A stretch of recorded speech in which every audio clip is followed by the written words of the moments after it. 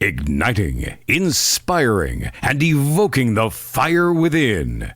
When you feel so loved, you feel like you can conquer anything. You can conquer the world because the power of love is beyond recognition, beyond description. Find the purpose for your life. If you live your life beyond yourself, it will be amazing. You cannot give up because you have a stronger, a bigger purpose. For me, it was my family. But you have to find your own purpose in life to make a meaning for your life. You're listening to the What's Your Inspiration podcast with Fox Beyer. On this episode of the What's Your Inspiration podcast, we have Sara Im. Sara is the author of How I Survived the Killing Fields. She overcame 4 years of captivity and a mass genocide in Cambodia that claimed over 2 million lives. She speaks to inspire her audience to thrive from pain to purpose, to regain focus, build confidence and courage while renewing a sense of resiliency. She speaks for company events, conferences, podcasts, and more. Let's welcome Sara to the podcast. Hello and welcome to episode 67 of the What's Your Inspiration podcast. Today, someone who I just met virtually. She has a great story. A speaker and author of the book, How I Survived the Killing Fields. Sara uses her strength, faith, and confidence drawn from her experience to inspire and encourage her audience to overcome fear and live a fulfilling life beyond survival. We have Sara Im on the podcast today. Sara, how are you? Pretty good. Thank you for having me, Fox. It's a pleasure. I'll go back to sort of how we got connected.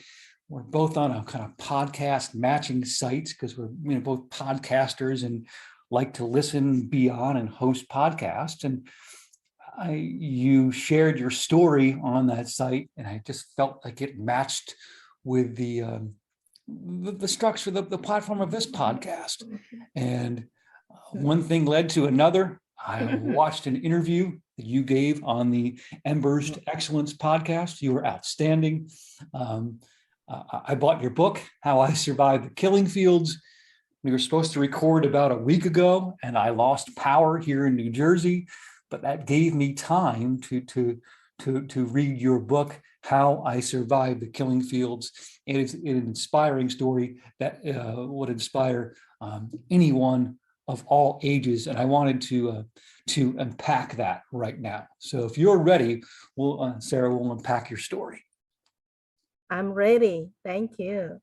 So, from reading your book and knowing a little bit about you, growing up in Cambodia, talk about your upbringing there and how the affection that your parents showed you, which was atypical of your culture, really impacted your life through difficult times and is reflective of your life today. Definitely. I love to talk about my childhood. That was a very happy time for me. I grew up in the farm area. My parents are farmers, and I am grateful that I was the firstborn child. And that means I have a special place in my parents' heart, and they love me, and I feel so secure and loved. And the environment in my area was surrounded by nature. We have so many fruit trees, all tropical, exotic fruit, and our house is very close to the river. So it was a beautiful setting, and I feel at peace. Love it. For sure. I mean, you talked about how initially you lived on a farm, correct? Yes. And you learned really how to I don't say negotiate, but just through your parents, how to generate income, because you had to do that. But I wanted to go back to the affection your parents showed you. Like they weren't afraid to give you a hug and a kiss, which was not typical of your culture. Can you speak to that a little bit? How did that help you get through the difficult times in your life, and how is it reflective of your work today? Yes, definitely. My dad is not as affectionate as my mom, but my mom was very affectionate, and she talked to me privately about how much she loved me, about um, her decision that to hold on to the family unit and all that because of her love for me. So that just secure my feeling of being loved. When you feel so loved, you feel like you can conquer anything. You can conquer the world because the power of love is beyond recognition, beyond description. So that's also step into another phase in my life. When I become a teenager, my mom become paralyzed. She had an accident and she became paralyzed. And during that challenging time, I was the caregiver. And now it's my turn to show my affection to her. I took care of her with all my love. My intention is just do anything possible to help her to recover. So Yeah, it was kind of it was a freak accident, right? yes, How your mother became paralyzed. I mean, she I guess was working at the store with your dad, and they had an argument, right? And she became angry and threw something down, and that just triggered something in her body. And for 4 years, right, you were her caretaker. Talk a little bit about the conversations that you had with your mother during this time. Like as I read How I Survived the Killing Fields, I mean, education was highly valued in your family, even though you had to go a long way to get to school. But talk about these conversations you had with your mother during the 4 years when she was basically bedridden. That in a way nursed her back to some kind of health. yes. During that very hard time in our family, I never grumble. I never feel as a burden at all. I feel like this is my duty. This is my role as a daughter. And I still keep up with my school. I never miss a day in school. But before I I ride my bicycle to the school, I did all my duty at home. I clean my mom and wash her face, brush her teeth, and feed her, and my baby brother. So there's a lot of work before I start going to school, but I I just feel like it's part of my job. I need to do that to nurture my family. And when I come back from school, I always try to find something fun to share with my mom. I always love to bring some of the funny thing, joke, and I can't wait to share with my mom. And whatever good thing that happened in school, I share with mom. So to help her cheer her up. So that's my regular routine. You were, I believe, 13, 14 years old at the time, right? And Yes, your youngest brother was born around that time, right? yes, So you're taking care of your mother and your baby brother. Humor can be a great weapon, right? And you said you come home from school oftentimes and tell these jokes to your mother. And you said even if they were bad jokes, poor jokes you would tell them. Can you share maybe one of the jokes that you remember telling your mother during this time? I don't remember. It's really very hard to tell a joke translating from the Cambodian joke into American joke. That's true. That's true. It was worth a shot. I had to give it a shot, but I know there are, as a Spanish teacher, there are some inconsistencies between languages. Things don't totally translate, and the humor is different. But it was worth a shot. It was worth a shot. But I'm glad you used humor as a weapon. Just continuing on with that bond between your mother. Now, it had its roots, right, in her relationship with her dad. So talk about how your mother, when she was around your age, how she had to take care of her dad. When my mom was very young, around 10, 11 years old, her dad had cancer. But they cannot help him in her hometown.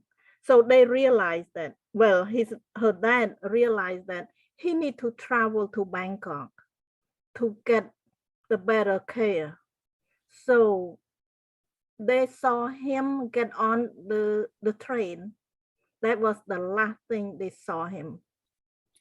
They never see him return. So they assumed that he did not make it through the surgery. So right, and you grew up in I hope I'm pronouncing this correctly, Battambang. Battambang. Battambang. Okay, and how far is Battambang from Bangkok? Oh, very far. Very far, at least 500 miles. At least 500 miles. So he had to travel 500 miles to get the surgery, which he didn't survive. So, your mother is really took over the reins to take care of, to do her part, take care of the family. And she started, right, going door to door, selling, right, was it fruits, vegetables? And I feel like, from reading the book and knowing you a little bit, you kind of passed on those skills little by little over the years to you. And it really helped you at 13, 14 years old, really helping run that household, taking care of your mother and your three younger brothers. I had 3 younger brothers. Yeah. Wow. Amazing. And people, it gets even more amazing here. So let me see if I'm getting my numbers correctly. It's 1975, right? You're 21 years old at that time, and you're in college, right? You're in the big city. You're getting used to all of these people and the city life, being away from your family, even though you have an uncle living close to campus. It's the new year of 1975, right? There are fireworks. People are super happy and about the new year. They have this incredible optimism, but these fireworks are replaced by rockets, right? Yes. And there's this fear coming over all of these people. Just talk to us about the next 4 years as best you can, and how eventually you got reunited with your family. Yes. When during that New Year celebration, we heard the gun, the rocket, the bomb in the far distance. So I feel a little bit fearful, to say the least. Sure. So I left my apartment and I took a taxi and went to my uncle's house. When I reached my uncle's house and he's packed up everything, he was ready to come into the city. He said that it's not safe. Let's go back to the city to find a shelter that is stronger than our home. So we traveled back to Phnom Penh, to the city, and we went into the school, the empty school building. It's not my college. It's the primary school, but it's a strong structure. Right, a shelter, building. sure. Yeah, so we hide in that building. But on April 17, the Khmer Rouge took over. They came in. They came in a military proceeding. The truck and the military people walk on the street with big gun on their shoulder, and like their gun is ready to arm anytime, to shoot anytime. And some people feel like, oh, it's peace now. No more fighting. No more fighting between the soldier from the previous government and the new soldier from the Communist Party. Yes, they stopped fighting because the previous soldier gave up, because they know they are going to lose. So they gave up. But this new soldier are so young. They are young, like teenagers. They wear black. But the next day, they went door to door, make sure that everybody get out from the shelter, leave the city. They did not want anybody to stay in the city. So they believe that they can rebuild the country with ground zero. They Right. did not, they don't want to have anything left from the previous government. They came in with madness, with resentment, with anger. So they pretty much took all of us captive as their prisoner of war. And they pushed us to leave the city by foot. So we all walk on the street by foot in the intense heat. So we did not know where to go. We just follow each other, just keep going, walking. And I was crying because I want to go home to be with family. You know, when everything bad happened to our life, we want to be close to our family. Sure. You want to go to comfort, right? Yeah. And you know, it was this way for 4 years, right? You're working in the rice fields for 15 hours a day, held captive, sun's beating down on you. You know, you're losing weight, you get malaria, typhoid, and you're lied to and lied to and lied to, because you think at times you're going back home, but in fact you're going deeper and deeper into the woods, right? I guess things look good for a minute because you used your faith and pray that things would work out, and you eventually worked in a kitchen, right, preparing the vegetables. They sent you back out into the rice fields after that. Yeah. But you made a decision to escape, right, and barefoot with trusted friends in the dark, you retraced your steps. Just talk to us a little bit about that journey to closer to freedom, if you would. Yes, when I realized that they moved our camp deeper and deeper into the wood, I realized that is not the right direction, that I want to keep going with them. My goal, my intention is to go find my family, to help out, because I know my mom can use some help, and my little brother can use the big sister to help. And I decided, well, God gave me the courage. I feel that God is just leading me to have that courage to escape. So because I was so frail, I was not healthy, and I reached out to 3 of my close friends. I asked them to accommodate me. They say, yes, I will go with you. So that's my team. We work together as a team.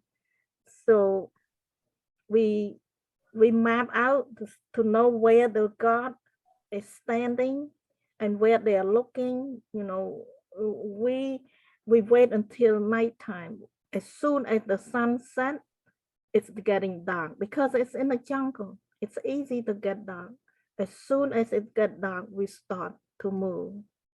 So we walk away from where they stand to make sure that they don't see us. If they ever saw us, that was the end of our life. We never survive. But I just feel like now that I think back, I feel like God was protecting us and leading our step to find the way where to go, because we can get lost in the jungle, go round and round and round and never get out of the jungle. But I would have gotten lost. There's no question about that. In your camp, your friends, how many of you were there? 4 or 5? Originally, at the beginning, there was 1,000 single men and women. But at the end, when they move us to the jungle, we probably have less than 300. Okay. Because many of them either die or get executed, get accused of some whatever way they accuse. Wow. And those of you who escaped, like that night, how many of you were there in that group? They escaped only 4 of us. 4 of me us. and my friend. Mm-hmm. Yeah.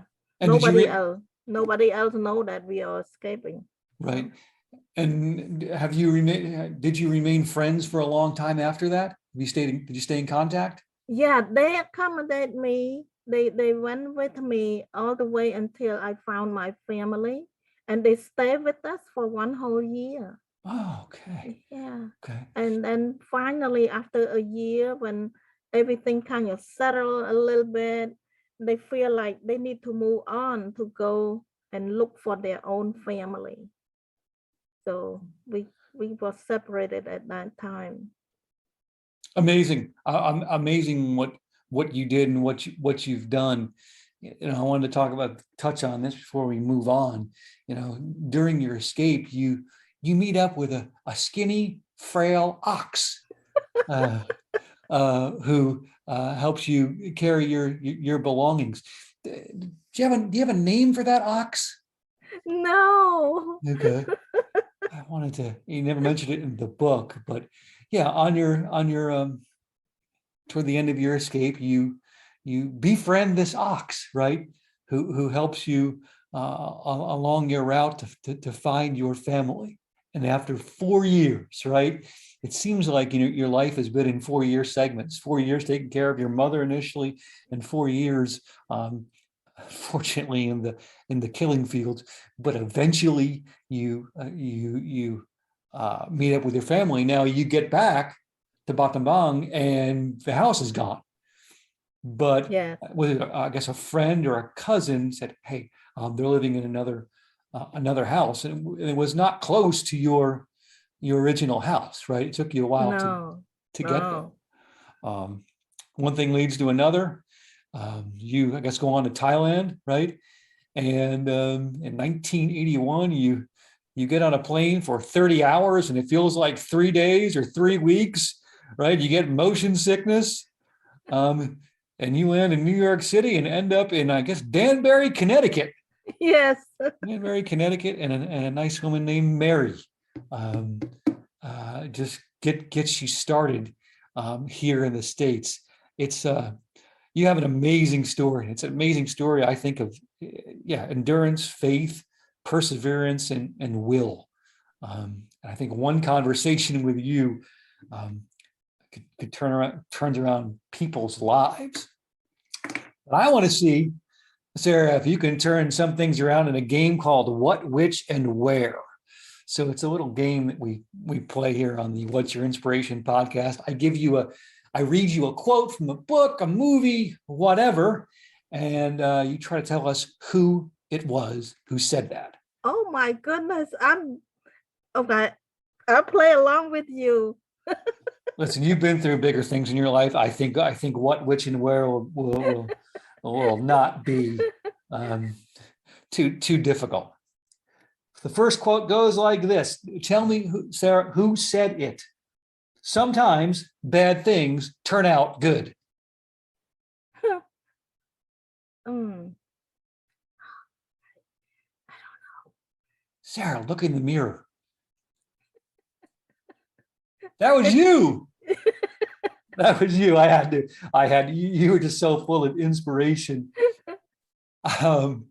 Yeah, I mean, I think that's kind of self-explanatory, how you've leveraged that to help so many people, right?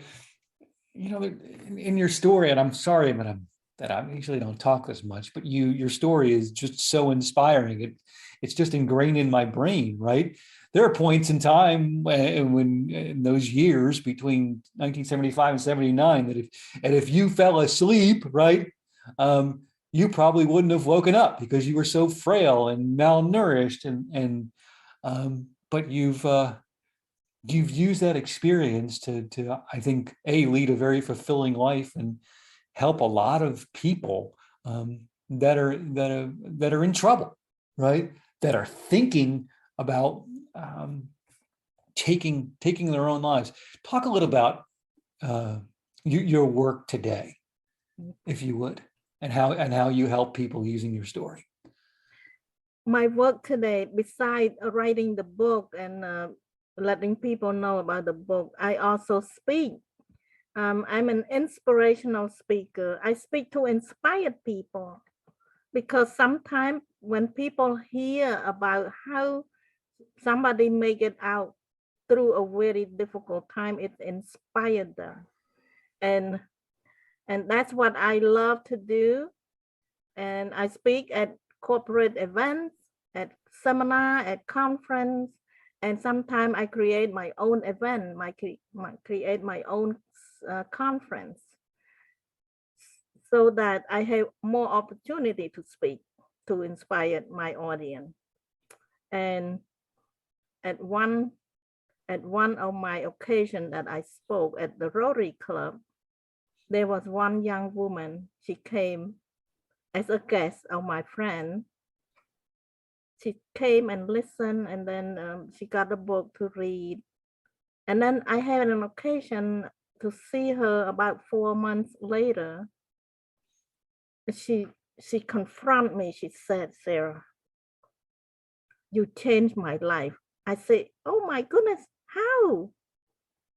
She said that I have been suicidal all my life, but not anymore since I listened to you, since I heard your story. So that gave me such a fulfillment that, yes, it worth going through those hard times for 4 years. Now I have opportunity to save people's life. And Sarah, I believe this strongly. You've saved their life, and I think you've saved so many more who just didn't feel like they needed to come to you and tell you that. I firmly believe that your impact is immeasurable, just because of your story. And I've told you this, and I'm holding the book in my hand right now. You know, I got it yesterday, and it's one of those books that you just cannot put down. And I'm not saying that because I'm interviewing you right now. I'm telling you because it's the truth.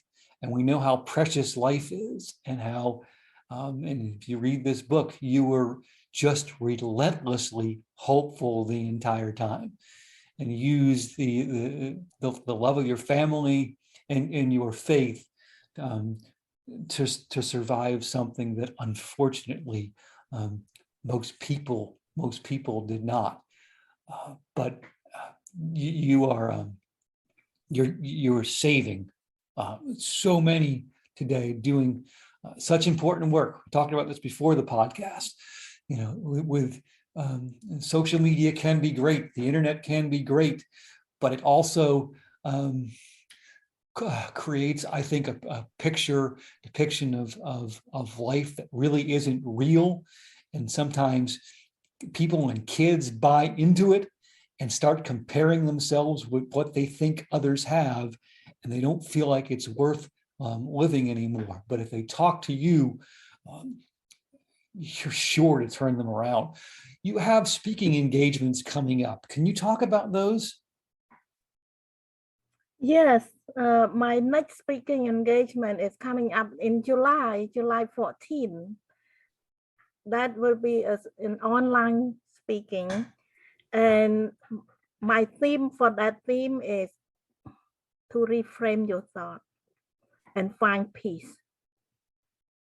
It's very important, whatever we put in our thought, in our mind. But if we have power to change our mind, we have power to reframe it, to build our life. If we want to build a better life, we better reframe it to meet our need, to reframe it, to be positive, to be optimistic, to be grateful, and to find peace. So that's my talk on Thursday the 14th. Thursday, July 14th. Yes. And where is that? It's over Facebook. Is that right? It's online through YouTube. Okay.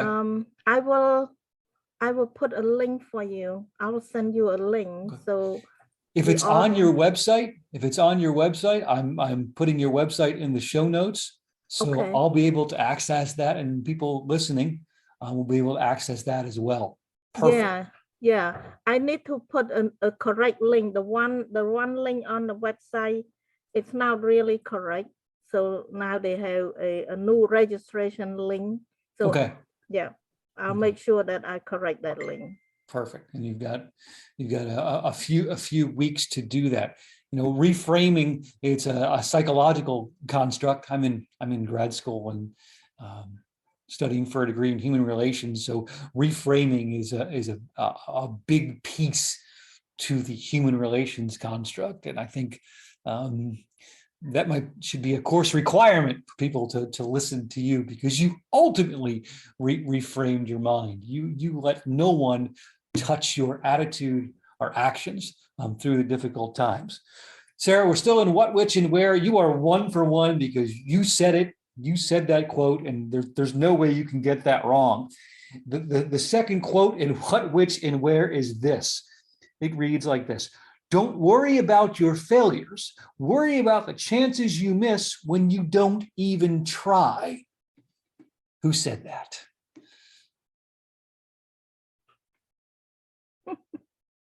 As you giggle. I said that many times. Yes, you have. I should say this.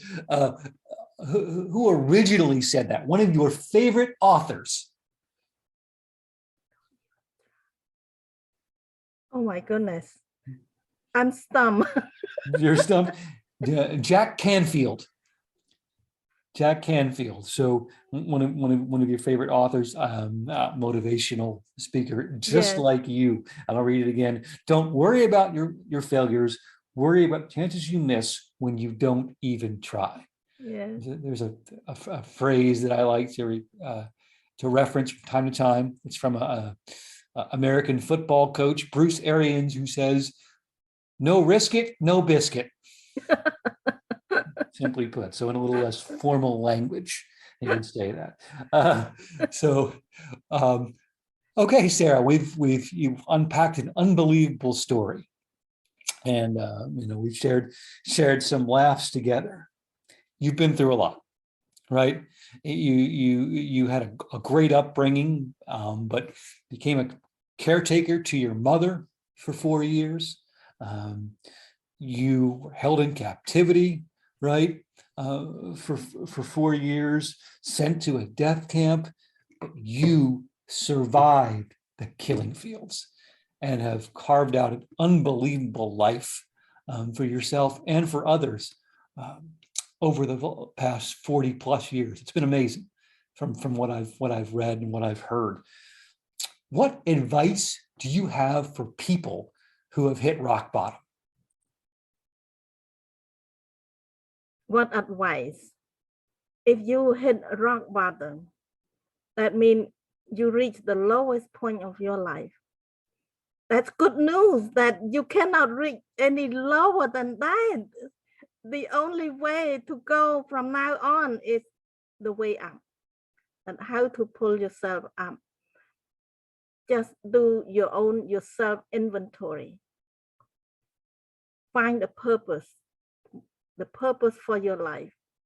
If you live your life beyond yourself, it will be amazing. You cannot give up because you have a stronger, a bigger purpose. For me, it was my family. But you have to find your own purpose in life to make a meaning for your life, and search for love in your heart. Love is very important. Without my love for my family, without the love that we have built when I was younger, I probably did not survive. I probably gave up. At one point, it was a lot easier to give up, to die, than survive.